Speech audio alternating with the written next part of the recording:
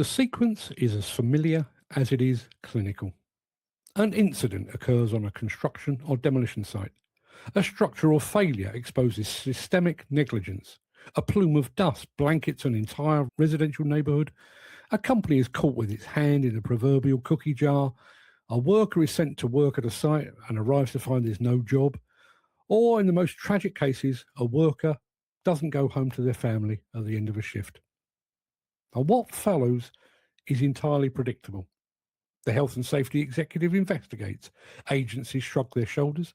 The lawyers retreat behind a wall of jargon. Years later, a court hands down a substantial financial penalty. The HSE issues a press release celebrating a successful prosecution. The company pays the fine, and the corporate machinery grinds relentlessly onwards. But look closely at the aftermath of these industry disasters and mishaps, and you'll find a vacuum where something human ought to be. You'll find a total absence of contrition. In the UK built environment, companies will take their punishment, they'll endure the bad press and pay hundreds of thousands of pounds to the courts, yet almost never will a director stand before the public, look into a camera and simply say, "We're sorry, we got this terribly wrong. We take full moral responsibility." In a sector built on heavy machinery, concrete and steel, the rarest commodity of all is any form of remorse. It's easy to understand why an organisation remains silent while an investigation is active or a trial is ongoing. Corporate defence solicitors routinely muzzle executives, warning them that an early expression of regret might be perceived as an admission of liability. But the non-contrition continues long after the legal battle is lost.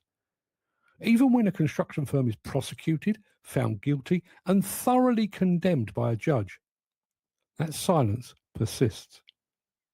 The corporate strategy merely shifts from defending a criminal prosecution to mitigating the inevitable civil and media onslaught. A criminal conviction is the ultimate catalyst for a multi-million-pound personal injury claim, structural rectification suits, and contract terminations.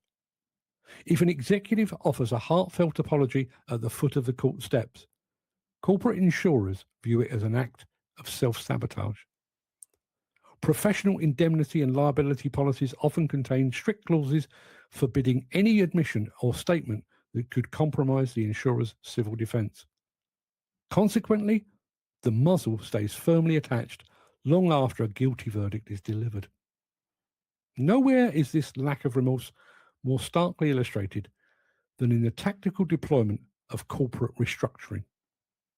When faced with catastrophic failures or ruinous prosecutions, certain corners of the construction and demolition sectors engage in an underhanded administrative practice known as phoenixing. When a company realises that an upcoming prosecution or a major structural defect claim will bankrupt them, the directors don't apologise and they don't attempt to make amends. Instead, they liquidate the indebted entity, leaving suppliers, victims, and taxpayers empty-handed. And days later, the very same directors re-emerge under a slightly altered name, operating from the same yard, using the same plant and machinery, and chasing the same contracts. That's not a financial survival strategy. It's the institutionalized avoidance of accountability. It sends a clear message to the market. Liabilities are for fools, and regret is a luxury we're unwilling to pay. The business rises from its own engineered ashes, entirely unburdened by the ethical weight of its past mistakes. That emotional detachment manifests across three major operational fronts: the human, the environmental, and the commercial. When a life is lost on site, the standard corporate statement reads like it was written by a computer algorithm. It offers deepest sympathies to the family, a phrase carefully calibrated to sound sympathetic without accepting an ounce of blame, before immediately pivoting to a defence of the company's otherwise exemplary health and safety record. The human being is reduced to an unfortunate statistical anomaly. Environmentally, the sector treats contrition as an unnecessary line item. When a demolition project blankets a town in silica dust or improperly disposes of hazardous waste, the resulting fine is treated merely as a frictional cost of doing business. There's no moral self-reflection, no public town hall to apologise to residents whose health was put at risk. The cheque is signed, the ground's cleared, and the profit margins are recalibrated. Commercially, we see a similar arrogance play out in massive infrastructure delays and budget overruns. When public projects run years behind schedule and millions of pounds over budget, the taxpayer is treated to a parade of excuses: unmapped utilities, unforeseen ground conditions, weather, supply chain volatility. What the public never receives is an apology for basic management incompetence. The prevailing attitude is that the public should be simply grateful that the structure was built at all. To truly understand this corporate coldness, you only have to look at the historical, cultural psychology of British construction. It's a sector born out of grit, physical danger, and raw masculine bravado. For decades, altering the built environment has been viewed as a form of combat against nature, gravity, and time. Within that deeply ingrained culture, an attitude has developed that views disruption, environmental damage, and even physical injury as the inevitable tax of progress. You can't make an omelette without breaking eggs is an unwritten industry motto. In this world, contrition is deeply unfashionable. It's fundamentally misinterpreted as a sign of weakness and admission that management lacks the stomach for the brutal, high-stakes realities of the built environment.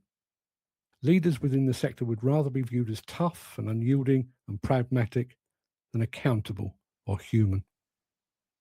This refusal to say sorry may have served the industry well in the legal landscape of the 20th century, but it's fast becoming an existential liability in the modern business world. We're now living in an era where corporate survival is increasingly tied to environmental, social, and governance metrics.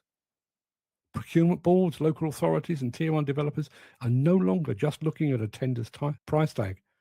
They're scrutinising the ethical fabric of the supply chain. An industry that refuses to demonstrate basic human remorse can't successfully navigate that shift. When a sector systematically prioritises legal insulation over moral accountability, it destroys its own license to operate. It alienates the local communities it disrupts, frustrates the clients that fund it, and ensures that it will always be viewed with deep suspicion by the wider public. Construction and demolition firms are master engineers of the physical world. But until the sector's leadership learns to pair its technical resilience with basic accountability, it will remain fundamentally broken and inhuman. The industry needs to realise that acknowledging a failure with genuine contrition is not an act of corporate surrender. It's the very first step toward building an industry that possesses a conscience and a soul.